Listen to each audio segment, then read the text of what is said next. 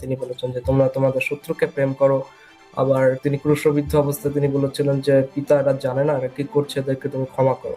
এই বিষয়টা আমার কাছে সুন্দর লাগে। কিন্তু যখন আমি দেখি যে বাইবেলের কিছু যে তৃতীয়বাদ, এটা আমার কাছে খুবই সন্দিহান লাগে। কারণ কি ঈশ্বর কেন নিজেকে তিনের মধ্যে এক দাবি করছেন, অথবা তিনি চারের মধ্যে এক দাবি করতে পারতেন পাঁচের মধ্যে, কিন্তু তিনি তিনের মধ্যে করছেন। আর তিনি কেন নিজেকে প্রকাশ করার জন্য তিনজনের অভাব অনুভব করলেন? কেন নিজেকে প্রকাশ করতে তিনি অন্যের সহায়তা বা তিনজনের সহায়তা লাগছে, এই বিষয়ে কি? হ্যাঁ, এ বাদে আপনার সাথে আর কোনো বিষয় ধরা পড়েছে শুধু তৃতীয়বাদ ছাড়া? তৃতীয়বাদ ছাড়া আমি দেখেছি যে ইসলামের মতো বাইবেলের কিছু আয়াত, একটা মনে করতে পারছি না, দাসপ্রথা আমি দেখেছি। যেরকম ইসলামে আছে, নবী মুহাম্মদের দাসী ছিল মারিয়া কিপ্তিয়া, এরকম ধরনের আর কি। আপনার মতে ইসলাম আগে এসেছে নাকি খ্রিস্ট ধর্ম আগে এসেছে? আমি মানে মুসলিম আর কি। খ্রিস্টিয়ানিটি সম্বন্ধে আমি প্রথম মানে জানি আর কি যখন আমার বয়স 14 আর কি।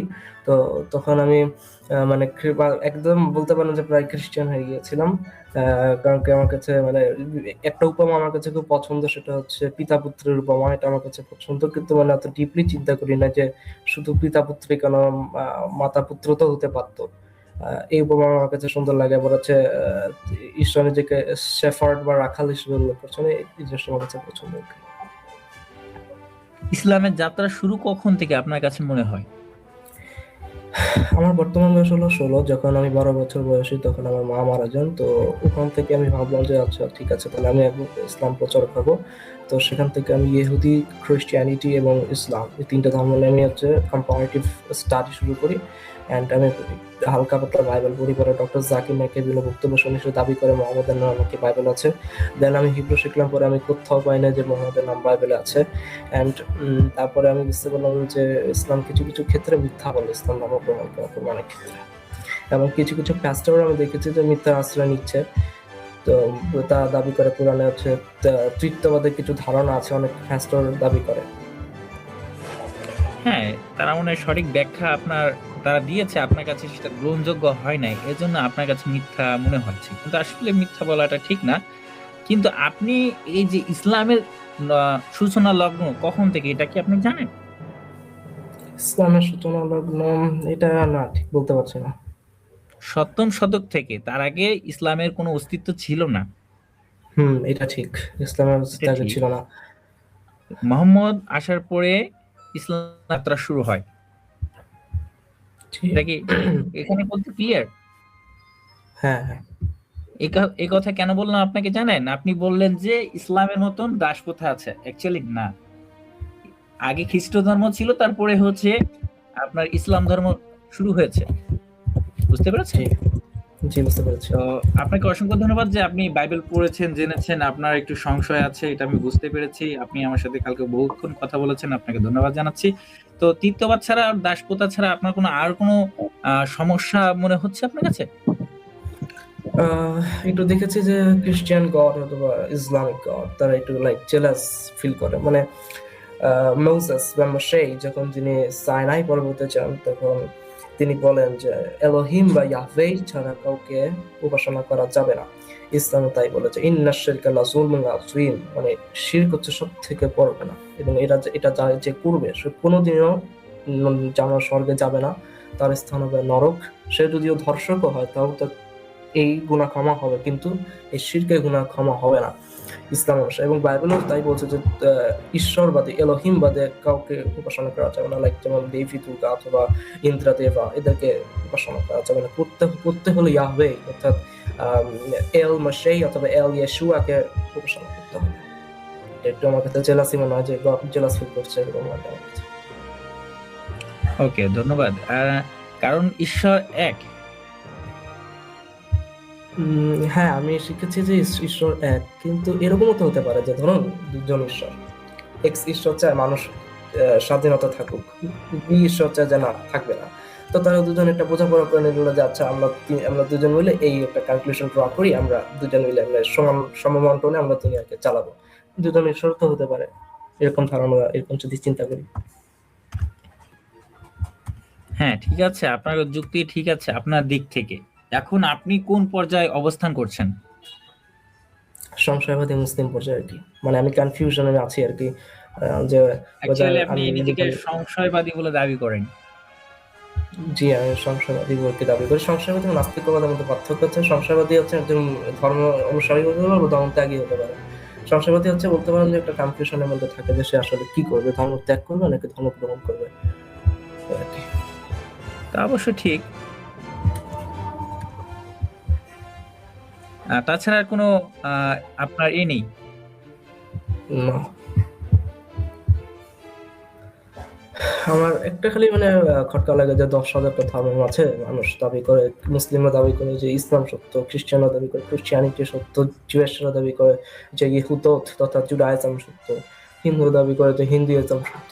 এখন কে সত্য আমি তো বুঝতে পারছি না। আমি কাউকে ঈশ্বরের কাছে প্রার্থনা করি যে তুমি যদি ঈশ্বর থেকে থাকো তাহলে আমাকে এমন একটা পুষ্প পাঠাও যে পুষ্পে একটা কার্ড থাকবে, কার্ডের মধ্যে লেখা থাকবে আমি হচ্ছে এই ধর্মের ঈশ্বর এবং আমার প্রতি তুমি বিশ্বাস স্থাপন করো। আমি 3 বার এরকম প্রেয়ার করি কিন্তু পরে কোনো ফলাফল দেখি না। আমি প্রথমে খ্রিস্টিয়ান গড রেফার করে প্রেয়ার করি, মুসলিম গডকে রেফার করে প্রেয়ার করি, কিন্তু উত্তর আসে না। এটা আরো সন্দেহ যাবে। হ্যাঁ, ঠিক আছে, আপনাকে একটা প্রশ্ন করে সহজভাবে, পৃথিবীতে এমন একটি রাস্তা দেখাইছে কোন নবী রাসূল কিংবা কোন ভাওবাদী এই কথা কি বলতে পেরেছে, আই এম দ্য ওয়ে? কেউ বলতে পেরেছে? না, না আসলে বলতে পারিনি। কৃষ্ণ, মোহাম্মদ, গৌতম বুদ্ধ?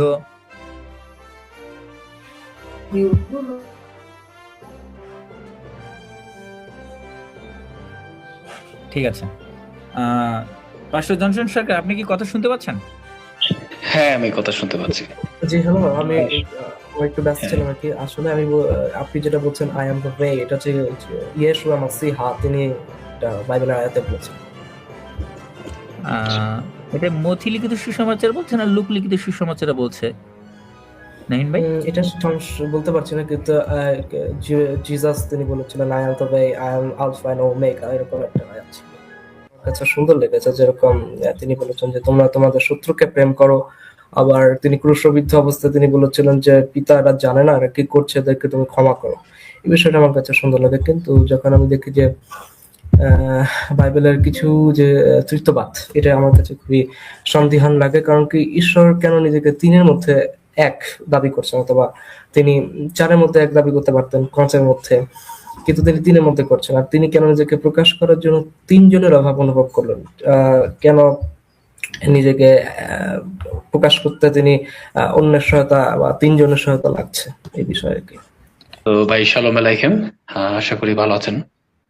আমি পাস্টার জনসন সরকার। তো আপনার সাথে পরিচিত হয়ে ভালো লাগলো, আপনার কথা শুনলাম, বেশ অনেক গভীর বিষয়ে আলোচনা করেছেন।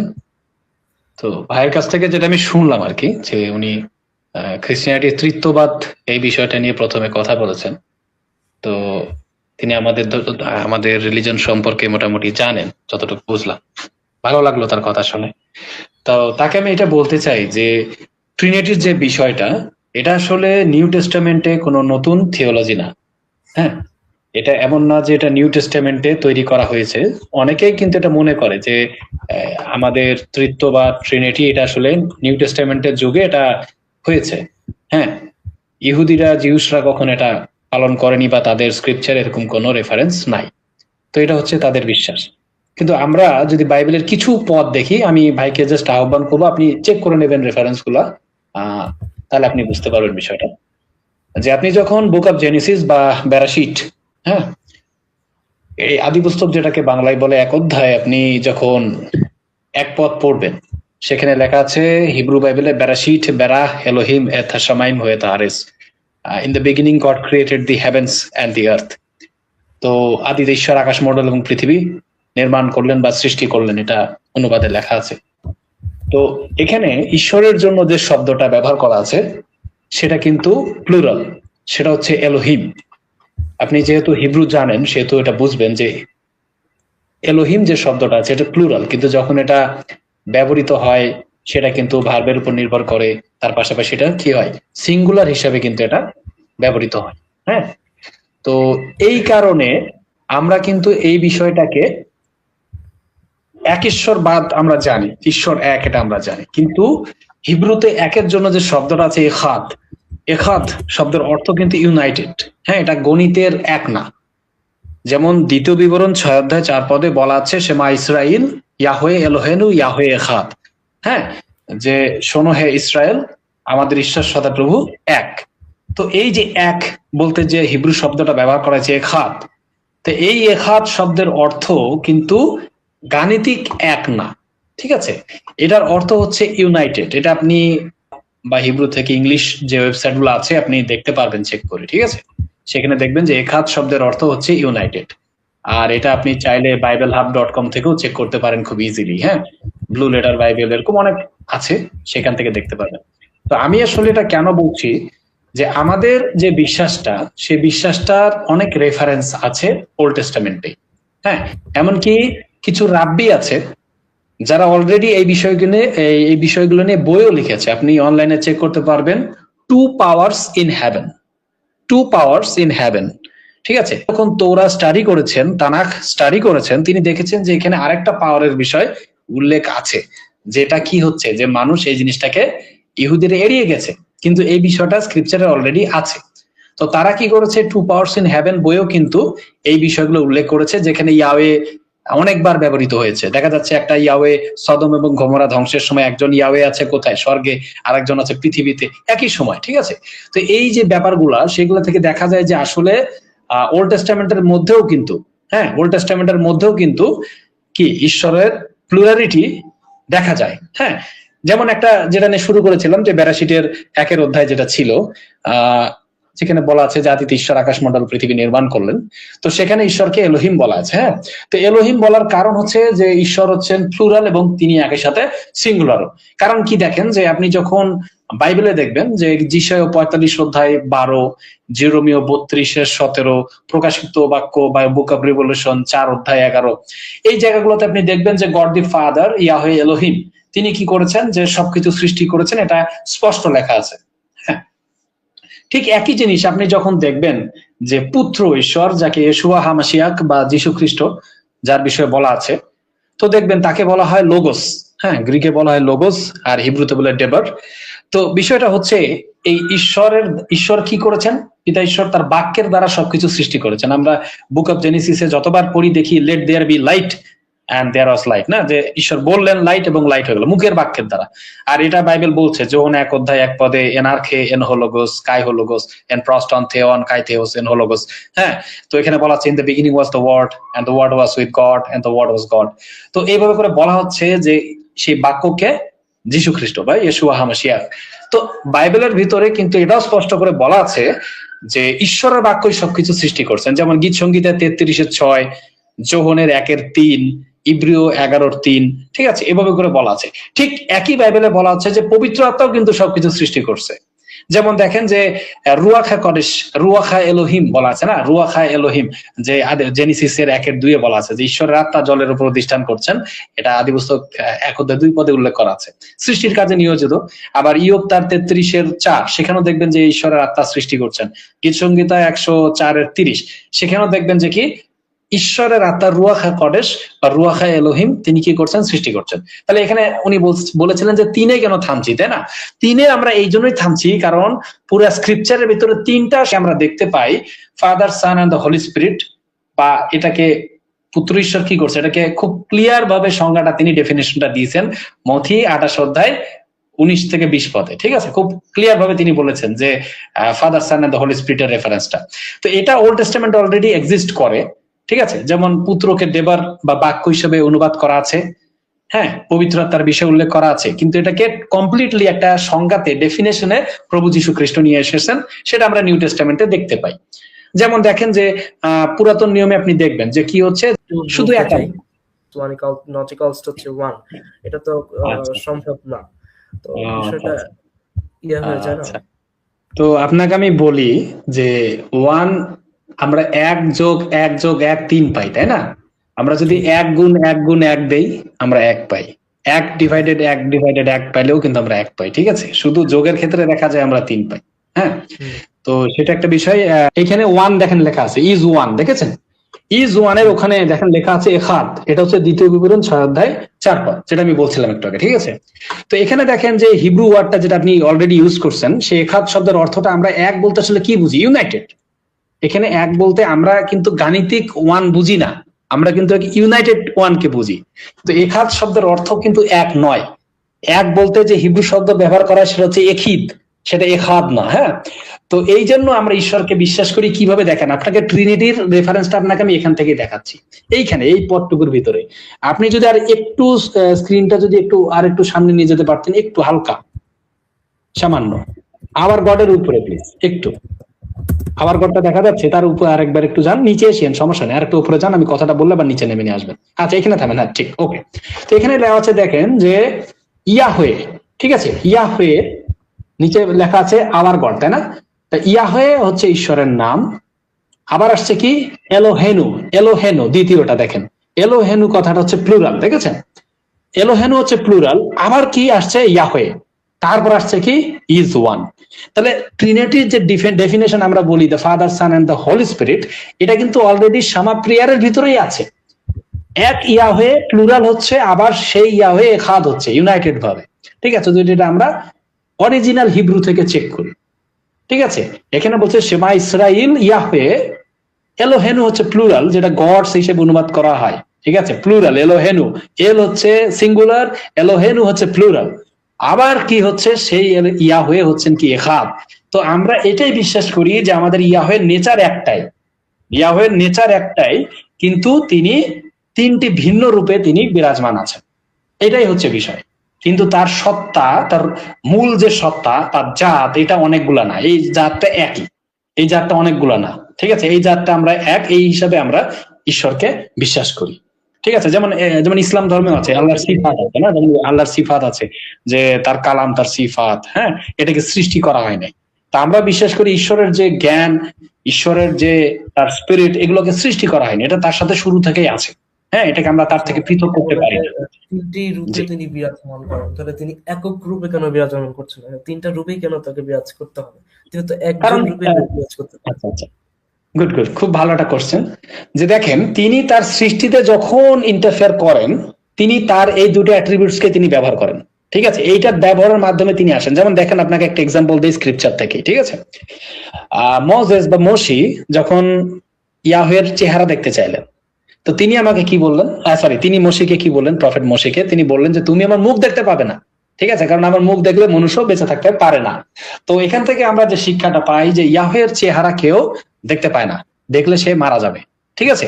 এই কারণে ইয়াহওয়ে কি করলেন? ইয়াহওয়ে বললেন যে আমার গ্লোরি বা আমার শেখিনা, হিব্রুতে বলছে আমার শেখিনা তোমার সামনে দিয়ে যাবে, হ্যাঁ, আমার শেখিনা তোমার সামনে দিয়ে যাবে এবং তুমি সেটার পিছনে তুমি তাকে দেখতে পাবে। এবং পুরা গোটা ওল্ড টেস্টামেন্টে যত জায়গাতে মানুষ বলেছে যে আমরা ইয়াহওয়ের দর্শন পেয়েছি বা ইয়ে পেয়েছি, এগুলো সব জায়গায় দেখা যায় যে তার গ্লোরি, তার শেখিনাকে তারা দেখেছে, তাকে কেউ সরাসরি দেখে নাই। হ্যাঁ, তো এই যে শেখিনা যেটা আছে, এটা তার প্রকাশ। তিনি সরাসরি কখনো পৃথিবীতে তার মূল ফর্মে কখনোই আসেন না। তিনি হয় শেখিনা হয়ে আসেন, তিনি ওয়ার্ড হয়ে আসেন, বা তিনি স্পিরিট হয়ে পৃথিবীতে আসেন, কিন্তু কখনো তিনি তার মূল ফর্ম নিয়ে তিনি আসেন না। কারণ তিনি যদি মূল ফর্ম নিয়ে পৃথিবীতে আসেন, তাহলে কি হবে? তিনি যদি পাপের সামনে দাঁড়ান, যেমন তাহলে কি হবে? পাপী বিনষ্ট হয়ে যাবে। যদি এখন আমি চিন্তা করি যে আমি যদি সূর্যের সামনে এখন আমি যাই, তা আমার কি হবে? আমি ধ্বংস হয়ে যাব, ঠিক আছে? তো বিষয়টা হচ্ছে তাই, ইয়াহওয়ে এই জন্যই আসেন না। হ্যাঁ, ঈশ্বরকে এমন করতে পারেন না যে আমি মরবো না অথবা আমার কিছু হবে না, কিন্তু আমি তাকে দেখতে পাবো, এরকম তো ঈশ্বর চালু করতে পারে। তো এরকম হ্যাঁ, কেন? তিনি চাইলে অবশ্যই পারে। আমার কথা হচ্ছে এইটা, তিনি চাইলে তো সবই পারে। এখন তিনি যদি চায় যে কেউ না মরুক, তিনি চাইলে এটা পারে, এটা তো কোনো বিষয় না। তিনি চাইলে পারে, কিন্তু তিনি চাবেন না, কারণ তার তো একটা সিস্টেম আছে না। হ্যাঁ, তিনি চাবেন না এই কারণে যে তার একটা সিস্টেম আছে। এখন মনে করেন যে প্রত্যেকটা মানুষ যখন কোনো কাজ করে, তখন নিশ্চয় একটা সিস্টেমে আমরা কাজ করি, তাই না? যেমন একটা স্কুলের মনে করেন যে প্রিন্সিপাল, সেখানে নিয়ম দেয় কি, যে আমরা নিয়ম দিলাম সবাই বার্ষিক পরীক্ষায় পাশ করলে তারপর তাদেরকে পরবর্তী শ্রেণীতে অন্তর্ভুক্ত করাবে। এখন যদি দেখা যায় যে পরীক্ষা না দিয়ে যদি ডাইরেক্ট বলে যে তোমরা চলে আসতে পারো, হ্যাঁ, প্রিন্সিপালের সে ক্ষমতা আছে, চাইলে সেই পারে, কিন্তু এটা তো জাস্টিফিকেশন হইলো না তাহলে কারণ, ঠিক আছে? সেই জন্য পিতা ঈশ্বর চাইলে তো তিনি সবই করতে পারে, কিন্তু চাইলে তিনি কেন করবেন যদি জাস্টিফিকেশন ছাড়াই, ঠিক আছে? এই জন্য তিনি এই কাজগুলো করবেন না, এটাই হচ্ছে বিষয়টা। আচ্ছা, কারণ এখানে অনেক ব্যাপার আছে, ট্রিনিটির বিষয়টা খুব কমপ্লেক্স একটা বিষয়, হ্যাঁ, এটা সহজ না। আচ্ছা, আপনি তো প্যাস্টর নাকি? জি জি জি। আচ্ছা, তো আমি একটু খ্রিস্টানিটি বা অন্যান্য ধর্ম থেকে বেরিয়ে যদি আপনাকে প্রশ্ন করি যে আপনি যে ঈশ্বরে বিশ্বাস করেন, ঈশ্বরের অস্তিত্বের সপক্ষে কি প্রমাণ পেয়েছেন? আচ্ছা, প্রমাণ মানে আমার কাছে কি প্রমাণ আছে, তাই তো? জি। তো এখন বিষয় যেটা আছে সেটা বলি, যে ঈশ্বরের যে অস্তিত্ব আছে তার প্রমাণটা কি আসলে, তাই না? এখন এটা অনেক সহজ প্রমাণ আছে, অনেক সহজ প্রমাণ আছে যে আমরা সারা পৃথিবীর দিকে যখন তাকাচ্ছি, তাই না, সারা পৃথিবীকে দেখছি, এই পৃথিবী একটা সিস্টেমের মধ্যে আছে। শুধু পৃথিবী না, পুরো ইউনিভার্স একটা সিস্টেমের মধ্যে আছে, হ্যাঁ। আর পুরো ইউনিভার্স যেহেতু একটা সিস্টেমের মধ্যে আছে, এই সিস্টেমটা এমনি এমনি তৈরি হইতে পারে না, ঠিক আছে? যেমন দেখেন, সাপোজ একটা এক্সাম্পল দেই। জি জি জি, দাঁড়ান একটু দাঁড়ান।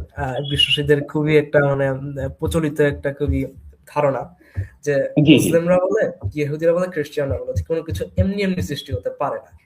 আচ্ছা, হ্যাঁ এবার আমি আপনাকে যদি বলি যে আচ্ছা, জগৎটা খুবই মানে কমপ্লেক্স, খুবই জটিল, খুবই নিয়মাবদ্ধ, খুবই শৃঙ্খলার মধ্যে, তার মানে নিশ্চয়ই কোনো গড ডিজাইনার আছে। এখন আমি প্রশ্ন করতে পারি, তাহলে ওই ডিজাইনারকে কে সৃষ্টি করলো? অ্যান্সার হবে না, কারণ এটা হচ্ছে ইনফিনাইট রিগ্রেস ক্রিয়েট করবে, অসীম পশ্চাৎগমন এটা সৃষ্টি করবে। তা আমি যদি প্রশ্ন করি ওই ডিজাইনারকে সৃষ্টি করেছে ডিজাইনার এক, তাহলে ডিজাইনার এককে সৃষ্টি করেছে ডিজাইনার দুই, উইচ ইজ ওটা হচ্ছে ক্রিয়েট করবে একটা ইনফিনিটি। সুতরাং আমি এটা প্রশ্ন করতে পারবো না।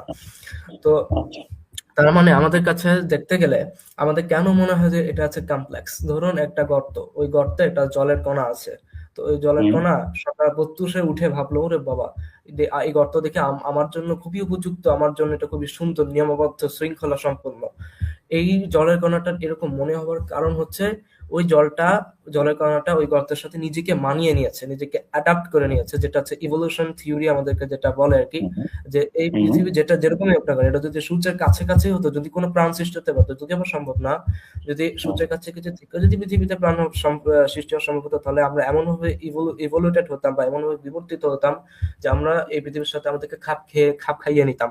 তখন আমাদের মনে হতো যে ও, পৃথিবীতে কি সুন্দর সুশৃঙ্খল বা শৃঙ্খলাবদ্ধ, এরকম আমাদের মনে হতো। অর্থাৎ আপনি যদি দেখেন, তাহলে ক্লিয়ার এভিডেন্স পাওয়া যাচ্ছে না যে গড আছে কি নাই। আরেকটা যদি উদাহরণ দিই, একটা ছাদে ধরুন যে একটা অদৃশ্য হাতি আছে, তো একটা বিশ্বাসী আমাকে বললো যে নাহিন দেখো, এখানে কিন্তু একটা অদৃশ্য হাতি আছে, আমি এটা কিন্তু অনুভব করতে পারছি। কিন্তু আমি তাকায় দেখলাম যে কই না তো, কেন তো হাতি মাতি কিছু নাই। তো উনিও প্রমাণ দিতে পারছেন না, উনি একটা ক্লিয়ার প্রমাণ দিতে পারছেন না, তাই আমি বলতে পারি যে তো এখানে তো যথেষ্ট প্রমাণ নাই, তাহলে আপনি কি করে প্রমাণ করবেন যে ওখানে ওই হাতিটা আছে বা ঈশ্বর বলে কেউ আছে? ঠিক আছে, আমি আপনাকে দুইটা ছোট আর্গুমেন্ট দেবো, ঠিক আছে? আপনি একটা আর্গুমেন্ট যেটা ছিল সেটা আপনি যেহেতু জানেন অলরেডি, এটা একটা বড় আর্গুমেন্ট যে আপনি বললেন অনেকে ইউজ করে, কিন্তু মূলত আসলে এটা খ্রিস্টান মিশনারিদেরই আর্গুমেন্ট, যেটা পরে আর কি অন্যান্য ধর্মের অনেকে বড় করেছে, ধার করেছে তারা, হ্যাঁ। তো এটা আমাদের উইলিয়াম লেনের কিছু আরো অনেক বড় বড় যারা আমাদের পাস্টর বা অ্যাপোলজেটিক্স কাজ করে, এগুলো তাদের রেফারেন্স আর কি, বা তাদের গবেষণার ফল আর কি। তো যাই হোক, আপনাকে আমি বলি সহজভাবে একটা এক্সাম্পল দিই, হ্যাঁ। ঈশ্বরের অস্তিত্ব নিয়ে আমি জাস্ট বাইবেল থেকে একটা রেফারেন্স দিই, বাইবেল থেকে এবং ইতিহাস থেকে প্রমাণ দিই যে আমরা বিশ্বাস করি যীশু খ্রিস্ট একজন, আমরা কি যীশুকে গড মানি, তাই না? প্রভু যীশু খ্রিস্টকে আমরা গড মানি। তো তিনি পৃথিবীতে ছিলেন, তিনি পৃথিবীতে আজ থেকে 2000 বছর আগে পৃথিবীতে ছিলেন, হ্যাঁ। মানুষের মতো তিনি ছিলেন, আশ্চর্য কাজ করছেন, সবার সাথে ছিলেন। তো তাকে আমরা গড মানি অলরেডি, যিনি সৃষ্টির আগে থেকে ছিলেন। যোহন 1:1 বলছে যে তিনি বাক্য, তিনি আগে পৃথিবীর সবকিছুর আগে, আলো অন্ধকারের আগেও তিনি ছিলেন, এবং তিনি একসময় মাংসে মূর্তিমান হয়ে আমাদের কাছে আসছেন, এবং তিনি যে পৃথিবীতে ছিলেন তার এতগুলা প্রমাণ আছে যে প্রমাণের সামনে পৃথিবীর অন্য কোনো এতটা প্রমাণ নাই। যেমন আমি বলি, তার অস্তিত্ব সবচেয়ে বড় প্রমাণ হচ্ছে তার লেখা। যেমন তার সম্পর্কে নিউ টেস্টামেন্টের গ্রিকে 5700টা মূল ম্যানুস্ক্রিপ্ট আছে শুধু নিউ টেস্টামেন্টের, তার সম্পর্কে সাক্ষ্য দেয়। যদি আমরা নস্টিক গসপেল গুলাকেও ধরি, ঠিক আছে, সেগুলাকেও যদি ধরি, তাহলে আরো হাজার হাজার রাইটিংস আছে প্রভু যীশু খ্রিস্টকে নিয়ে, যেগুলা অন্যান্য ব্যাখ্যা দিয়েছে। বাহাইজম থেকে ধরে শুরু করে যতগুলো রিলিজন আছে, খ্রিস্টানিটি পরে আসছে, তারা সবাই জিসাস ক্রাইস্টের এক্সিস্টেন্সকে তারা স্বীকার করছে। ইভেন সেই সময়কার যে ফার্স্ট সেঞ্চুরির যারা ঐতিহাসিক ছিল, থালাস, তারপরে আপনার হচ্ছে কাকিটাস, হ্যাঁ, জোসেফাস, হ্যাঁ, ব্যাবিলিয়া, তালমুদ, এই যে প্রত্যেকটা গ্রন্থে তার এক্সিস্টেন্সের বিষয়ে একেবারে ক্লিয়ার রেফারেন্স আছে যে তিনি পৃথিবীতে ছিলেন। এইটাকে দাবানোর কোনো রেফারেন্স পৃথিবীতে নাই যে তিনি ছিলেন না। তো যেহেতু তিনি ছিলেন, এটা যে এত বড় একটা আর্গুমেন্ট আমাদের কাছে আছে, আর আমাদের তিনি গড, তো তার যে এক্সিস্ট আছে, তিনি তো পৃথিবীতে ইসরায়েলে নাজারেতে তিনি ঘুরছেন, তিনি খাইছেন, তিনি সময় দিছেন, সবার সাথে ছিলেন। তো তিনি যে আছেন, এটার মতো বড় আর্গুমেন্ট তার হইতেই পারে না। আমি কোনো কসমোলজির আর্গুমেন্টে যাচ্ছি না, কোনো অন্যান্য আর্গুমেন্টে যাচ্ছি না, একেবারে ক্লিয়ার আর্গুমেন্ট যে বাইবেলে বলাই আছে তিনি ছিলেন, অন্যান্য রাইটিংসে প্রমাণ আছে তিনি ছিলেন, ইভেন ইসলামও স্বীকার করে যে তিনি ছিলেন। ঠিক আছে, তো আমি যে যদিও সেটাকে আর্গুমেন্ট হিসেবে বা রেফারেন্স হিসেবে ধরছি না, কিন্তু আমাদের 1st সেঞ্চুরি থেকে 3rd সেঞ্চুরির ভিতরে যতগুলো লেখা আছে, সবগুলার ভিতরে তার এক্সিস্টেন্সের বিষয়ে লেখা আছে। আর তিনি যেহেতু আমাদের গড, আমরা বিশ্বাস করি যে তিনি হেভেন এন্ড আর্থের স্রষ্টা, তো সুতরাং তিনি পৃথিবীতে ছিলেন। তো এটাই হচ্ছে সবচেয়ে বড় প্রমাণ এক্সিস্টেন্স অফ গডের, এটা আমার তরফ থেকে আর কি। ঠিক আছে, এটা হচ্ছে আমার তরফ থেকে, এটা ওই হয়তো ওয়েবসাইটে এরকম কোনো আর্গুমেন্ট নাই মনে হয়। জি, তত একটা তো ক্লিয়ার হলো না যে গড আছে কিনা, কারণ যদি তো তিনি তো ছিলেন পৃথিবীতে। আমি আপনাকে জিনিসটা বলি, দেখেন যে তিনি পৃথিবীতে ছিলেন, তার বিষয়টা আমি একটু ক্লিয়ার করে দেখেন। আপনি পৃথিবীতে যতগুলো রিলিজন দেখতেছেন না, আব্রাহামিক রিলিজনকে ধরি মনে করেন খুব ক্লিয়ার ভাবে, যখন জিউসরা পৃথিবীতে ছিলেন তখন খ্রিস্টিয়ানিও ছিল না, ইসলামও ছিল না, না বায়োজম বা অন্যান্য যে ধর্মগুলো কোনোটাই ছিল না। তো ইহুদিদের কাছে কি প্রমিস করা হয়েছিল যে মাশিয়াক আসবেন, না মাশিয়াক আসবেন, মাশিয়াক আসলে কি হবে, সবকিছু স্টাবলিশ হবে, তাই না, সব মানে রেস্টোরেশন হবে, গডের যে জিনিসগুলো তিনি চাইতেন সবগুলোকে রেস্টোরেশন হবে। তো দেখা গেল কি এতগুলো লোক সবাই অপেক্ষায় থাকলো, তিনি আসলেন, কিছু লোক বিশ্বাস করলো, কিছু লোক বিশ্বাস করলো না। পরে আবার কি হলো, আরো দল আসলো যারা তাকে বিশ্বাস করলো, কিন্তু তাদের মতো করে বিশ্বাস করলো, এবং সব আব্রাহামিক লোকরাই বিশ্বাস করে যে তিনি পৃথিবীতে আবার আসবেন। ঠিক আছে, না আসলে কিয়ামতই হবে না। তো মূল ফোকাসটা হচ্ছে একটাই ব্যক্তির উপরে, ঠিক আছে, একটাই ব্যক্তির উপর। আর গডের এক্সিস্টেন্সের বিষয় যদি বলি, গোটা জিউস নেশন হচ্ছে তার এক্সিস্টেন্সের প্রমাণ। কারণ মাউন্ট সাইনাই যখন তিনি 10 কমান্ডমেন্টস দিয়েছেন, তিনি একার সামনে দেন নাই, সেখানে সমস্ত ইসরায়েলের 12টা ট্রাইব সেখানে ছিল, এবং তাদের জেনারেশন টু জেনারেশন তারা সেটাকে বিশ্বাস করে আসতেছে। এমন না যেটা একজন গিয়ে দেখে আসছে বা একজন কোনো জায়গায় গিয়ে দর্শন পেয়ে আসছে, তা না, এটা সবাই দেখছে। ঠিক আছে, সবাই দেখছে, এবং যীশু খ্রিস্ট নিজে পৃথিবীতে ছিলেন। জি জি বলেন। একটা ডিসঅর্ডার আছে, নাম হচ্ছে কমান্ড ডিসঅর্ডার। 2011 সালের দিকে একটা নারী নাম হচ্ছে আন্দ্রোয়াতস, উনি হচ্ছে ওনার 5 জন সন্তানকে ডুবিয়ে মেরেছিলেন। তার দাবি ছিল যে ঈশ্বর নাকি তাকে আদেশ দিয়েছে যে তোমার সন্তানকে তুমি মেরে দেখাও যদি তুমি আমার উপর বিশ্বাস করে থাকো। কিছুটা আব্রাহামের সাথে মিলে যায়। এখন যদি কেউ আমার কাছে এসে বলে যে আমরা ঈশ্বরকে দেখেছি বা ঈশ্বর আমাদেরকে নির্দেশ দিয়েছে, তাহলে আমি বুঝবো কি করে যে ঈশ্বর সত্যি ঈশ্বর তাকে বলেছে? আমি তো ধরে নেবো তার একটা ডিসঅর্ডার হয়েছে, মেন্টাল ডিসঅর্ডার।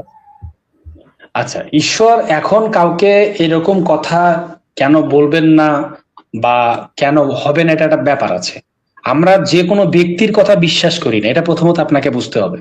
আমরা একটা ব্যক্তি এসে যদি আমাকে বলে, ডিটোনমি বলে না, এরকম ওই জায়গাতে লেখা আছে এরকম বিষয়, যে কেউ যদি এসে আমাদেরকে বলে যে ভাই আমি এই স্বপ্ন দেখছি যে এরকম করতে হবে, বা কেউ যদি এসে দাবি করে যে ভাই আমার মেয়েকে এরকম করে, মানে যাই হোক এই ধরনের যদি কিছু শিক্ষা নিজেদের মন গড়া কথাবার্তা বলে, সেটাকে বিশ্বাস করা যাবে না। কেন করা যাবে না জানেন? কারণ সে তো প্রফেট না, সে তো নেভিম না, যেটা হিব্রুতে বলছে নেভিম না, যেটাকে তারা নবী বলে। বিষয়টা হচ্ছে আমরা তো হ্যাঁ, তা আমরা তো মনে করেন যে ডাক্তার কথা বিশ্বাস করছি না। এটার প্রমাণ কি আসলে? আমি তো ইসলামিক স্কলারদের বুঝতে পারছি মোহাম্মদ যে আল্লাহর নবী, এটা আপনি সবকে প্রমাণ দিন, কিন্তু ইসলামিক স্কলার রেগে গিয়েছিলেন কারণ কেউ মানে যুক্তিগতভাবে কেউ প্রমাণ করতে পারছে না। আচ্ছা, মানে আপনি কি প্রশ্ন করলেন আমি একটু বুঝতে পারিনি দাদা, সরি, আরেকবার বলেন। বললাম যে ধরেন যে কেউ একজন কোন একটা কেউ ধরেন ইয়াশুয়া অথবা মোশে, তিনি যে নবী, দাবি হচ্ছে যে ঈশ্বর তাকে রেভলিউশন দিয়েছে। এটা কি প্রমাণ আছে? আর যে 2011 সালে যে আন্দ্রিয়াসের কথা যে বললাম, উনি বলছেন যে আমাকে হচ্ছে ঈশ্বর নির্দেশ দিয়েছে, কিন্তু বিজ্ঞানীরা বলছেন যে এটা হচ্ছে একটা কমান্ড ডিসঅর্ডার। তাহলে আমি ধরে নেব যে তার কোন একটা ডিসঅর্ডার আছে, ফলশ্রুত তিনি এরকম দাবি করছেন। তাহলে আমি কোন যুক্তি? নবীদের যেটা প্রথম কাজ, ঠিক আছে, নবীকে চেনার যেটা প্রথম বিষয় হচ্ছে সে এমন একটা বিষয় বলবে যে বিষয়টা কোনো সাধারণ মানুষের পক্ষে বলা সম্ভব না, আর সেটা হচ্ছে প্রফেসি। ঠিক আছে, প্রফেসি, এবং এগুলোর ফুলফিলমেন্ট প্রমাণ করে যে সে আসলে ট্রু প্রফেট কিনা বা সে ফলস প্রফেট কিনা। ঠিক আছে? তো স্ক্রিপচারের ভিতরে আমি আপনাকে জাস্ট ফর এক্সাম্পল আপনাকে একটা প্রফেসির কথা বলি, যে স্ক্রিপচারের ভিতরে লেখা আছে যে দিশায় ও book of Isaiah chapter 7 verses 14, না 7 অধ্যায় 14 পদ বলছে যে একটা আহা আলমা হিব্রুতে বলছে, দেখো একজন নারী বা কুমারী গর্ভবতী হবে, পুত্র প্রসব করবে এবং তোমরা তার নাম ইম্মানুয়েল রাখবে। ঠিক আছে, এটা প্রভু যীশু খ্রিস্টের জন্মের 700 বছর পূর্বে একটা জিউস বইয়ে লেখা আছে। সেই সময় তো প্রভু যীশু খ্রিস্ট এক্সিস্ট করতো না, কোনো খ্রিস্টিয়ানিটি ছিল না, কেউই ছিল না সেই সময়। কিন্তু এই জিনিসটাকেই পরিপূর্ণতা দান করলেন প্রভু যীশু খ্রিস্ট স্বয়ং। এবং এছাড়া যদি আমরা আইজায়ার যদি আমরা 42 অধ্যায় পড়ি, 53 অধ্যায় যদি পড়ি, ঠিক আছে, যিশায়ও যদি 53 অধ্যায় কেউ পড়ে, সেখানে যে মাসিয়ানিক যে বিষয়টা ছিল যে কি কি ঘটবে তার জীবনে, ঠিক আছে, আমরা যদি যিশায় তার 53 অধ্যায় পড়ি, এখানে পুরাপুরি তার যে সাফারিং যে ব্যাপারটা ছিল যে তিনি মানুষের পাপের জন্য তিনি মারা যাবেন, ঠিক আছে, এটা কমপ্লিটলি সেখানে আগে থেকে প্রফেসি করা আছে। এটাই হইতেছে সাধারণ মানুষ এবং নবীদের আলাদা করার পাওয়ার, যে তারা এমন কিছু বলবে যেগুলো ঘটবে, ঠিক আছে, সেটাকে কেউ টলাইতে পারবে না। এবং সেটা উদাহরণ দিই, মর্গান রবার্টসন ও টাইটানিক, অর্থাৎ রবার্ট মর্গানসন তিনি একটা উপন্যাস লিখেছিলেন, উপন্যাসের নাম ছিল টাইটান, একটা বিশাল জাহাজের কথা, সেটা ডুবে যাবে। পরে দেখা গেল যে বাস্তবে টাইটানিকের মতোই উপন্যাসের জাহাজটিকে অজেয় মানে টাইটানিক ডুবে গিয়েছিল এই যে উনার লেখার পর 1898 সালে। তো টাইটান ডুবে যাওয়ার আগে তারপর হচ্ছে আলেক্সিস ডি টকভিল ও স্নায়ু যুদ্ধ, তো উনি ভবিষ্যৎবাণী করেছেন ডেমোক্রেসি ইন আমেরিকা বইটিতে, যে তিনি বলেছেন যে পৃথিবীতে একদিন দুটি মহান জাতি থাকবে যারা বিশ্বের অর্ধেক ভাগ্য নিজেদের হাত নিয়ে নেবে। তারা তো বাস্তবে দেখা যাচ্ছে তার এই বক্তব্য 100 বছরের বেশি সময় পর দ্বিতীয় বিশ্বযুদ্ধের শেষে পৃথিবী সত্যি আমেরিকা সোভিয়েত ইউনিয়নের নেতৃত্বে দুই ভাগে বিভক্ত হয়ে যায়, যেটা হচ্ছে আমরা স্নায়ু যুদ্ধ হিসেবে জানি। তো দেখা যাচ্ছে যে এটা দুইটা উদাহরণ দিলাম যে সাধারণ মানুষও ভবিষ্যৎবাণী করছে, তার ভবিষ্যৎবাণী কিন্তু সবসময় প্রমাণ করছে না যে তিনি হলেন নাভি। না, আপনি যেটা বলছেন, হ্যাঁ ভালো কথা বলছেন, অনেক মানুষের কথা মিলে যায়, তাই না? এটা সত্যি, হ্যাঁ এটা সত্যি, আপনার কথাটাকে আমি এগ্রি করি, এটা ভুল না, এটা ঠিক আছে। বিষয়টা আমি আপনাকে বলি, আচ্ছা আপনাকে মানে আমার পয়েন্ট যেটা, আমি আমার পয়েন্টটা ক্লিয়ার করি। হ্যাঁ, বিভিন্ন অলৌকিক কাজ তিনি দেখেছেন, আমরা তো সে সময় উপস্থিত ছিলাম না। আমি আপনাকে আপনার পার্থক্যটা, আপনার যুক্তির পার্থক্যটা একটু ভাই যদি আমি একটু ক্লিয়ার করে দিতাম তাহলে ভালো হতো। আপনি বললেন যে একজন বলছে টাইটানিক ডুবে যাবে, ডুবে গেছে, মিলে গেছে, হয়ে গেছে। আমরা অনেক সময় বলি যে আজকে ইন্ডিয়া হেরে যাবে, ইন্ডিয়া হেরে গেছে, হয়ে গেছে, এরকম তো হয়, আমরা বলি না। কিন্তু বিষয়টা আমি ওটা কিন্তু বলি না যে একজন একটা জাস্ট কথা বলছে মিলে গেছে, তা না। এখানে যে মানে আরবিতে বলে মজেজা, না আশ্চর্য কাজ, যেটা সেই বিষয়ে প্রফেসি করছে। এটা এরকম না যে মনে করেন যে কে সে কি করবে জাস্ট ওইটুক না, এখানে কিছু প্রফেসি করা হচ্ছে যেগুলো আশ্চর্যজনক প্রফেসি, যেটা হবে, যেটা কেউ কখনো ভাবে নাই। ঠিক আছে, যেমন বাইবেল বলতেছে যে তিনি একজন কুমারীর গর্ভে তিনি পৃথিবীতে আসবেন। তো এটা একটা পৃথিবীর সবার কাছে, আমি যে রেফারেন্সটা একটু আগে দিয়েছি যিশায়া 7 অধ্যায় 14, তাহলে এটা একটা খুব আশ্চর্যজনক বিষয় যে এটা আসলে কিভাবে ফুলফিলমেন্ট হতে পারে। যেমন এই একই প্রফেসি বাইবেলের আদি পুস্তক তার 3 অধ্যায় 15 পদে ঈশ্বর বলেছেন যে আমি নারীর বংশে সেই ব্যক্তিকে পাঠাবো যে শয়তানের মস্তক চূর্ণ করবে। তাহলে এই প্রফেসিটা এডেন উদ্যানে বা ইডেন গার্ডেনে প্রথম গড দি ফাদারের কাছ থেকে আসে। আইজায়া নবী সেটাকে আবার কি করে, রিফ্লেক্ট করে। আর ম্যাথিউর গসপেল যখন আমরা পড়ি দেখি যেটা পরিপূর্ণতা পেয়েছে। এগুলো হচ্ছে প্রফেসি, ঠিক আছে, যেগুলো হচ্ছে আশ্চর্যজনক কাজ, এবং আমরা সেটা প্রমাণ, চাক্ষুষ প্রমাণ আমরা সেটার, তাই না? আচ্ছা, আপনি তো প্রফেসি ভিত্তিতে হচ্ছে প্রমাণ করে যাচ্ছেন যে একজন ব্যক্তি ঐশ্বরিক। দেখেন, আপনি যদি প্রফেসি ভিত্তিতে প্রমাণ মানে পর্যালোচনা করেন তাহলে দেখবেন অনেক ধর্মের সত্য যাচ্ছে। দেখো হিন্দু ধর্মে আছে, আচ্ছা আপনাকে জাস্ট জিজ্ঞেস করে একটা প্রফেসি আপনাকে বলি, এটা খুবই লজিক্যাল ভাই, খুবই লজিক্যাল। একটা হিন্দু ধর্মে আছে যে মানুষ ডাকাতি করবে, চুরি ডাকাতি করবে, এগুলো করবে। আর হচ্ছে ইসলামে আছে যে নবী মুহাম্মদ তিনি বলেছিলেন যে কিয়ামতের সময় একটা আলামত হবে, সেটা হচ্ছে ফোরাত নদী শুকিয়ে যাবে। এবং আমরা কিন্তু দেখতে পাচ্ছি ফোরাত নদী আসলেই শুকিয়ে যাচ্ছে। পরে বাইবেলে যীশু খ্রিস্ট বলেছেন যে আমার আগমনের পূর্বে ভূমিকম্প হবে, যুদ্ধ হবে। আমরা সত্যি দেখতে পাচ্ছি ইসরায়েল ভার্সেস প্যালেস্টাইন, তারপর হচ্ছে আমরা দেখতে পাচ্ছি ভূমিকম্প হচ্ছে ঘন ঘন। সুতরাং তিনটা ধর্মের কিন্তু প্রফেসি মিলে যাচ্ছে। তাহলে তো আমি মানে এটাকে একটা স্ট্যান্ডার্ড হিসেবে ধরে নিতে পারি না যে প্রফেসি মানেই যে সে নবী হবে বা সে যে কোনো এইটা আপনাকে এরকম সহজ একটা এক্সপ্লেনেশন দেবো, খুবই ইজি, এটা কোনো ডিফিকাল্ট বিষয় না। কারণ হচ্ছে এই প্রফেসির এই শিক্ষাগুলো সবাই স্ক্রিপচার, আমাদের হোলি স্ক্রিপচার থেকে নিছে। যতজন খ্রিস্টানিটির পরে যতগুলা রিলিজন আসছে, এরা সব হইতেছে আমাদের স্ক্রিপচার থেকে ধারণাগুলা নিছে। যেমন আপনাকে একটা এক্সাম্পল দেই, যেমন দেখেন না, আমি একটু বলি প্লিজ, হ্যাঁ, যে যেমন সালাম দেওয়া না, আসসালামু আলাইকুম, কিন্তু কোরআনের মধ্যে আসসালামু আলাইকুম নাই, সেখানে আছে কি সালামুন সালামুন মালাইকা, মেবি এরকম একটা সালামুন কথাটা আছে, যাক আপনি জানবেন ভালো, ঠিক আছে।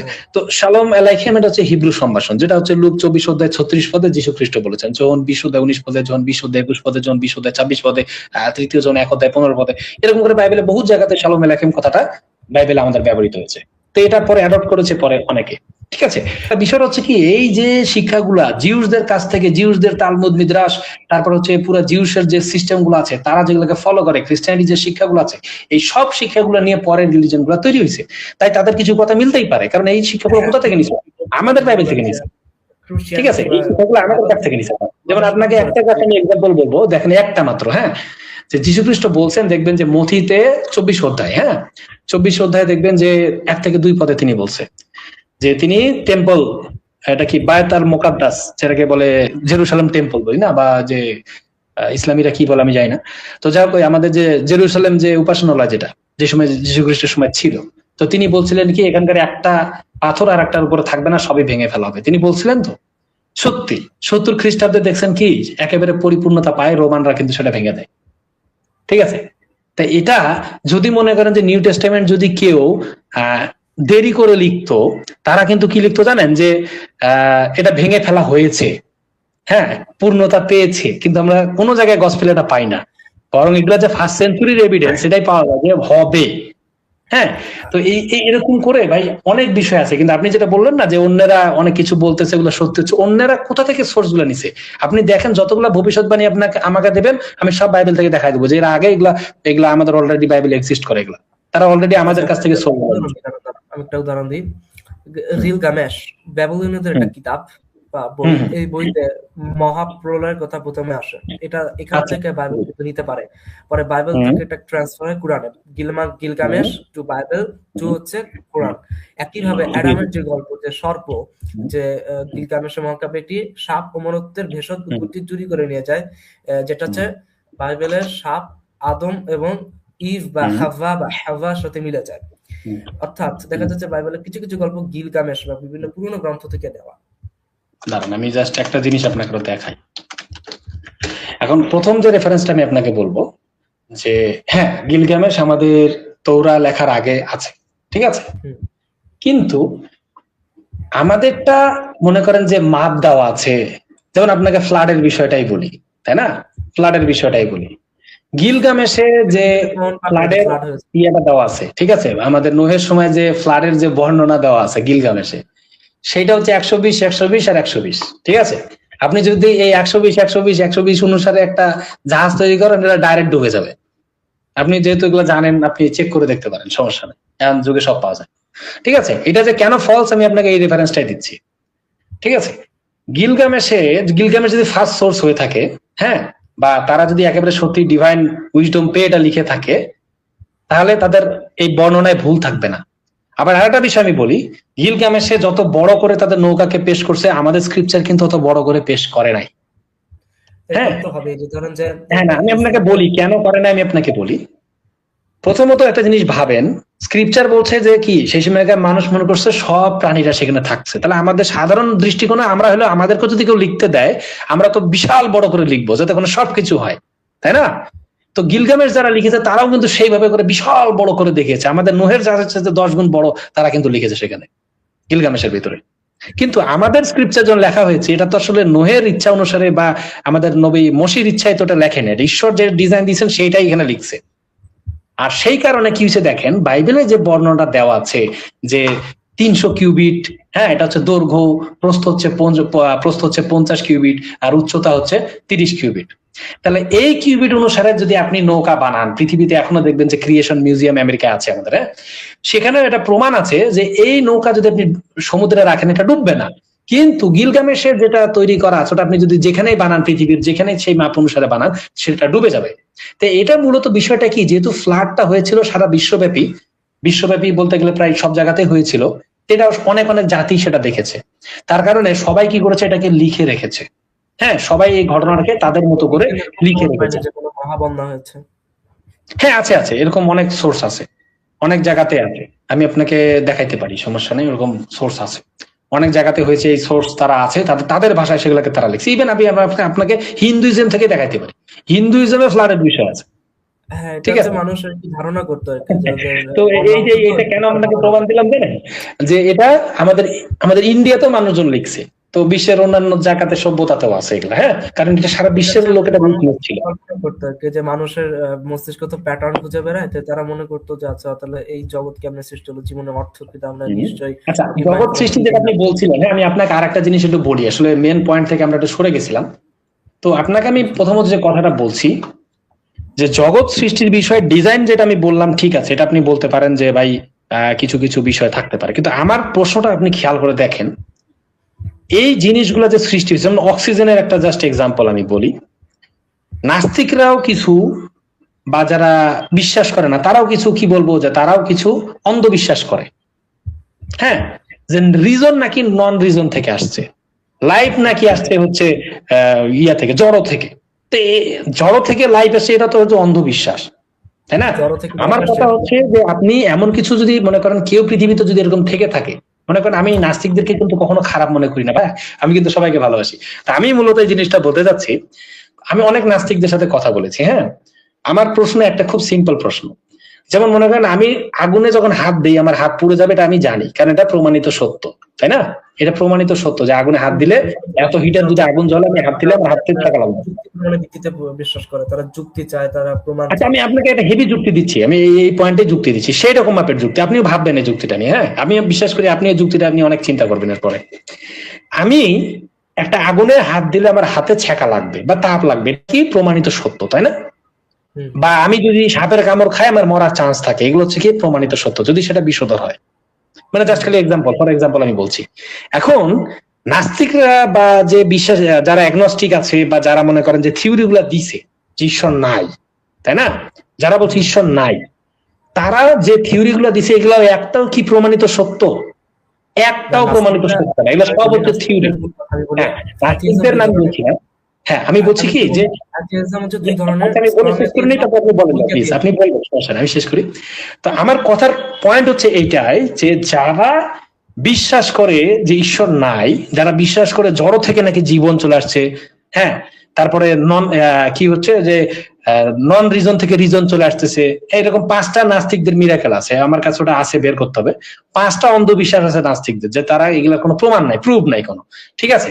তো বিষয়টা হচ্ছে, এগুলো হচ্ছে সব কি, এগুলো হাইপোথিসিস, এই জিনিসগুলো, এগুলোর কোনো প্রুফ নাই, যেটা জাস্ট খালি বিশ্বাস করা হচ্ছে যে এরকম করে হয়েছে, কিন্তু এটার কোনো প্রমাণিত সত্য নাই। যেমন মনে করেন সূর্য আমাদের থেকে এত কিলোমিটার দূরে, এটা হচ্ছে প্রমাণিত সত্য, এটা আমিও মানতে বাধ্য, আপনিও মানতে বাধ্য, সবাই মানতে বাধ্য, এখানে কারোর কোনো সুযোগ নাই এটাকে এড়ানো, ঠিক আছে, কারণ এগুলা কি প্রমাণিত সত্য। তা আপনি যতগুলো পৃথিবীতে বিজ্ঞানী আছে, স্টিফেন হকিং থেকে শুরু করে অ্যালবার্ট আইনস্টাইন পর্যন্ত, ইভেন এখন পর্যন্ত যদি কোনো লেটেস্ট বিজ্ঞানী থেকে থাকে যারা অনেক ভালো জানে, তারা যদি একটা এরকম প্রমাণিত সত্য দেখাইতে পারে যে আর্থ এইভাবেই সৃষ্টি হয়েছে, তারপরে হচ্ছে আগে বিগ ব্যাং এইভাবেই হয়েছে, বা এইভাবেই মানুষ আসছে বান্দর থেকে, বা কোনো স্রষ্টাই ছিল না, তাহলে আমি বিশ্বাস করে নিব যে মনে করেন যে সত্যি ঈশ্বরের existence আছে। বিবর্তন বলে না, যে মানে আমি মানুষ যেটা আপনাকে বলছি, আমার কথাটা শেষ করুন আগে, হ্যাঁ, আমি বলছি যে প্রমাণিত সত্য দিতে হবে, কোনো থিওরি চলবে না, কোনো থিওরি না, কারণ থিওরি হইতেছে সত্য হইতে পারে, মিথ্যা হইতে পারে, থিওরি মানে হচ্ছে কি, এটা সত্য অথবা মিথ্যা উভয়, এটার কোনো প্রুফ নাই যে এটা সত্যি। আপনি আমাকে জাস্ট একটা, যে কোনো পৃথিবীর বিজ্ঞানী, মানে যে সে যে দেশের হোক, যে ভাষার হোক, পৃথিবীর যে হোক না কেন, একটা আপনি প্রমাণিত সত্য পেশ করেন, যেটা হচ্ছে প্রমাণ করতেছে, যেটাতে আমার কোনো কিছু বলার থাকবে না, যেটা প্রমাণিত সত্য, যে এগুলা নাই, ঈশ্বর নাই, বা পৃথিবী এইভাবেই সৃষ্টি হয়েছে, ঠিক আছে, বা জড় থেকে জীবন আসছে, আপনি একটা রেফারেন্স, আপনি প্রমাণিত সত্য দেখান। জি। আচ্ছা, আমি এখানে একটু বলি, এথিইজম দুই প্রকারের, স্ট্রং এথিইজম, উইক এথিইজম। স্ট্রং এথিইজম বলে ঈশ্বর, ভগবান টগবান, আল্লাহ টাল্লাহ, এগুলো হচ্ছে সব মানুষের অলিক কল্পনা, আমরা এগুলোতে বিশ্বাস করি না। উইক এথিইজম হচ্ছে অ্যাগনস্টিক এথিইজম। এরা বলে যে আমরা জানি না যে ঈশ্বর আছে কি নেই, আমরা তার সপক্ষে সুস্পষ্ট প্রমাণ দেখি নেই। পৃথিবীতে 10,000টা ধর্ম, খ্রিস্টান বলে আমরা সত্য, মুসলিম বলে আমরা সত্য, জুয়েশরা বলে আমরা সত্য। সুতরাং সবাই সত্যের দাবিদার, সব মানে সবগুলো মিলে সবাই তো সত্য হতে পারে না। তা কেউ যদি আমার সামনে যে প্রমাণ করে যে ঈশ্বর আছে, তাহলে সেই ঈশ্বর যে মুসলিম ঈশ্বর, সেই ঈশ্বর যে খ্রিস্টান ঈশ্বর, সেটা কিন্তু আমরা নিশ্চয়তা দিতে পারছি না। এতগুলো ধর্ম, তারপর হচ্ছে ডিভাইন হাইটনেস, অর্থাৎ ঈশ্বর লুকিয়ে আছেন। ঈশ্বর যদি সত্যি থেকে থাকেন, আমার মতো যারা সংশয় ভুগছে তাদেরকে ঈশ্বর দেখাতে বলবেন যে দেখো যে আমি আছি, সংশয় ভোগার দরকার নেই, তুমি সংশয় মুক্ত হয়ে যাও, চিন্তা মুক্ত হয়ে যাও, আমি আছি। কিন্তু তিনি লুকিয়ে আছেন। আমি যে গতকালকে প্রার্থনা করলাম, প্রার্থনার উত্তর এলো না। তিনি যদি সত্যি থাকেন, আমাকে যদি তিনি সত্যি স্বর্গবাসী বানাতে চান, বা তিনি যদি সত্যি আমাকে চিন্তা মুক্ত করতে চান, তাহলে অবশ্যই তিনি দেখাবেন। তারপরে দেখা যায় যে অতিরিক্ত মন্দের সমস্যা, একটা শিশু দেখা যায় যে মারা যাচ্ছে। তো নাস্তিকরা কিন্তু কখনো মানে বলে না যে আমরা অন্ধবিশ্বাস করি, তারা সবসময় প্রমাণের ভিত্তিতে বিশ্বাস করে। যেরকম যে থিওরি গুলো, এগুলো হচ্ছে হাইপোথেসিস। তো তারা এগুলোতে সব নাস্তিক এগুলোতে মানে অন্ধবিশ্বাস করে না, তারা প্রমাণের ভিত্তিতে এগুলোতে বিশ্বাস করে। যেমন কোয়ান্টাম ফ্লাকচুয়েশন, এটা একটা থিওরি, কিন্তু একটা প্রমাণ আছে যে শূন্যতা মানে একদম যে পিওর শূন্য বা অ্যাবসলিউট জিরো এটা না, এখান থেকে মহাবিশ্বের সৃষ্টি হতে পারে। কোয়ান্টাম ফ্লাকচুয়েশন বলছে যে শূন্যস্থানে কণা ওঠানামা করে, এই কণা ওঠানামার এক পর্যায়ে এই মহাবিশ্বটা সৃষ্টি হচ্ছে। কিন্তু এখনো আমরা জানি না যে এই কোয়ান্টাম ফ্লাকচুয়েশন হলে কোনো একটা কিছু অস্থায়ী হয়, কিন্তু আমাদের এই ইউনিভার্সের বয়স হচ্ছে মনে হয় 14.8 বিলিয়ন বছর। এটা কেন সেটা আমরা জানি না। তো আমরা জানি না মানে কোনো উইক পয়েন্ট না, এটা হচ্ছে আমাদের মানে জ্ঞান, আমাদের জানার পরিধিকে আরো মানে জানতে আমাদেরকে উদ্বুদ্ধ করে। সুতরাং আমরা কিন্তু মানে ক্লিয়ারলি বলতেছি না যে না গড ফট কিচ্ছু নাই। আমরা মূলত মানে আমরা কোনো প্রমাণ পাচ্ছি না, কারণ আমাদের জ্ঞান সীমাবদ্ধ জ্ঞান দ্বারা হয়তো আমরা তাকে জানতে পারবো না, কিন্তু আমরা জানার চেষ্টা করছি। যেমন একটা উদাহরণ দিই, গড পার্টিকেল। এই গড পার্টিকেল বা হিগস বোসন, এটা হচ্ছে আগে তাত্ত্বিকভাবে অস্তিত্বশীল ছিল, মানে বিজ্ঞানীরা সুনিশ্চিত ছিলেন না যে সত্যি হিগস বোসন আছে কিনা। পরে 2012 সালে তারা পরীক্ষার মাধ্যমে এটা প্রমাণ করে, কিন্তু আমরা এরকম পরীক্ষার মাধ্যমে কখনো প্রমাণ পাই নাই যে ইয়েস গড নাই, যে গড এক্সিস্ট করে না, এগুলো। আচ্ছা ভাই, কি শুনতে পাচ্ছেন? আচ্ছা আচ্ছা, ঠিক আছে। তো আপনি যেটা বললেন আর কি, হ্যাঁ, আমি আপনাকে এটা সহজ করে বলতে পারি যে আপনাকে আমি যে প্রশ্নটা করেছি, হ্যাঁ, প্রশ্নটা ছিল খুবই স্পেসিফিক। কিভাবে দেখেন, আমি আপনাকে প্রথমত বললাম যে নাস্তিকদের বা যারা আসলে ঈশ্বরে বিশ্বাস করে না, নাস্তিক কথাটা অনেক সময় মানে মানুষের কাছে খারাপ লাগতে পারে শুনতে, হ্যাঁ, কিন্তু আমি জাস্ট একটা সহজ এক্সাম্পল দিই যে মনে করেন বাইবেলে যেমন বলা আছে যে গীতসংগীতা 14 এক পদে লেখা আছে যে মূর্খ আপন হৃদয়ে বলে যে ঈশ্বর নাই, মানে এরকম ভাবে শুরু করছে। ঈশ্বর নাই কথাটা বাইবেলও আছে, কিন্তু কারা বলে? যারা আসলে জ্ঞান নাই ঈশ্বর সম্পর্কে, মানে তাদের ক্ষেত্রে বাইবেল বলছে। এখন মূল বিষয়টা কেন আমি এখানে বলছি, যেমন দেখেন, নাস্তিকদের হচ্ছে 5টা অন্ধবিশ্বাস আছে, একেবারে ক্লিয়ার 5টা অন্ধবিশ্বাস আছে যেটার পিছনে কোনো প্রমাণ নাই, ঠিক আছে? যেমন প্রথমটা হচ্ছে life came from non life, যে জড় পদার্থ থেকে নিজে নিজে জীবন সৃষ্টি হয়েছে। এটা হচ্ছে পৃথিবীর মধ্যে সবচেয়ে বড় একটা অন্ধবিশ্বাস, হ্যাঁ। দ্বিতীয় অন্ধবিশ্বাস হচ্ছে বিগ ব্যাং, যে কোনো বুদ্ধিমত্তা ছাড়াই হঠাৎ করে বিশ্ব ব্রহ্মাণ্ড সৃষ্টি হয়ে গেছে, ঠিক আছে? কিন্তু কেন, কিসের জন্য, কি কারণে হয়েছে, এটার কোনো এক্সাম্পল কিন্তু নাই, জানি না। আচ্ছা আচ্ছা, আমি বলছি, আমি আগে বলে নিই, তারপর আপনি বলবেন, সমস্যা নাই, আমি আপনার কথার সময় কথা বলছি না। তো বিষয়টা হচ্ছে যে বিগ ব্যাং কি জন্য হয়েছে, আমি কিছুদিন আগেও চেক করলাম, হ্যাঁ, স্টিফেন হকিং এর কিছু লেখা পড়লাম, যে তিনিও বলেছেন যে বিগ ব্যাং এর আগে সময়ও সৃষ্টি হয়নি, বিগ ব্যাং এর আগে কিছুই নাই, বা বিগ ব্যাং এর আগে সম্পর্কে বিজ্ঞান আর কিছুই জানে না, ঠিক আছে? তো তাদেরও ধারণা বিগ ব্যাং এর বাইরে না, মানে বিগ ব্যাং এর আগে নাই, ওই পর্যন্ত তার আটকে আছে। অর্থাৎ বিগ ব্যাং কিভাবে আসছে, একটা গোল একটা জিনিস যার মধ্যে সব পদার্থ ছিল, যেটা পরে ফেটে মহাবিশ্বে ছড়িয়ে গিয়েছে, সময় সৃষ্টি হয়েছে, সবকিছু তৈরি হয়েছে, তার আগে কেন ছিল না, ওই জিনিসটা কোথা থেকে আসলো, বা ওর আগে কি ছিল, এটার কিন্তু এক্সপ্লেনেশন বিজ্ঞানে নাই। তাই বিগ ব্যাংটা হইতেছে একটা অন্ধবিশ্বাসের মতো। কারণ আমার বলা এটা যৌক্তিক আছে, কারণ এটার কোনো এক্সপ্লেনেশন নাই যে এর আগে কি ছিল, বা বিগ ব্যাংটা কি দিয়ে তৈরি হয়েছে, এটার কেউ এক্সপ্লেনেশন দিতে পারবে না। এটা এমনকি স্টিফেন হকিং এর কাছে এটা রেফারেন্স ছিল না। 3 নাম্বার হচ্ছে কি, যে অর্ডার কেম ফ্রম কেওস, যে বিশৃঙ্খলা থেকে শৃঙ্খলা এসেছে, এলোমেলো অবস্থা থেকে নিজে নিজে জটিল আর কি সুসংগতিতে ব্যবস্থা তৈরি হয়ে গেছে। এখন মনে করেন পৃথিবী আগে ছিল আগুনের মতো, এখন হঠাৎ করে আমার বাসযোগ্য মনোরম হয়ে গেছে, এখন আমি ফল খাচ্ছি, এখন আমার গায়ে রোদ লাগতেছে না, আমার কোনো সমস্যা হচ্ছে না, এমনি এমনি সবকিছু হয়ে যাচ্ছে, ঠিক আছে? তাহলে এই জিনিসগুলো মনে করেন কি, এগুলো হচ্ছে অন্ধবিশ্বাস, মানে আমাদের দৃষ্টিকোণ থেকে। যে আমাদেরকে কেউ যদি বলে অন্ধবিশ্বাসী, তাহলে এগুলো হচ্ছে আরো বড় বড় অন্ধবিশ্বাস, যার কোনো এক্সপ্লেনেশন বিজ্ঞানে নাই, বা তারা এটা কখনো এক্সপ্লেন করতে পারবে না। তারপর একটা 4 নাম্বার অন্ধবিশ্বাস হচ্ছে সবকিছু কাকতালীয়, যেমন এভরিথিং কেম ফ্রম চান্স, মানে সবকিছুই চান্স, যে একটা অ্যামিবা ছিল, অ্যামিবা থেকে একটা মানুষ হয়ে গেছে, সেই মানুষ থেকে আবার একটা মহিলা তৈরি হয়ে গেছে, বা একটা অ্যামিবা থেকে কিভাবে কিভাবে একটা একটা করে নতুন নতুন তৈরি হয়ে গেছে, কালো বিবর্তনে চেঞ্জ হয়ে যাচ্ছে। হ্যাঁ, মানে কি বান্দর একসময় বান্দর ছিল, এখন মানুষ হয়ে গেছে, এগুলো সবকিছু কি কাকতালীয়, মানে এরকম কোনো রেফারেন্স কিন্তু নাই যে এখন হুটহাট করে কেউ চেঞ্জ হয়ে গেছে। চেঞ্জ হয়েছে কিছুটা, মনে করেন যেমন দেখেন আমি আপনাকে বলি যে মুরগি, মনে করেন মুরগি দিয়ে এক্সাম্পল দিই, মুরগিরা যখন বনে ছিল তারা থাকতো কোথায়? গাছের ডালে মানে থাকতো, মানুষের সাথে যখন মিশছে তারা এখন ঘরের মধ্যে থাকে, এটাই হচ্ছে তাদের চেঞ্জিং। তাই বলে মুরগি এখন বাঘ হয়ে যায় নাই, বা মুরগি মনে করেন যে অন্য কোনো প্রাণী তৈরি হয়ে যায় নাই, মুরগি মুরগি আছে, হয়তো তার বিহেভে আর কিছু তার অ্যাকশনে কিছুটা চেঞ্জ আসছে, হ্যাঁ, এছাড়া কিছু না।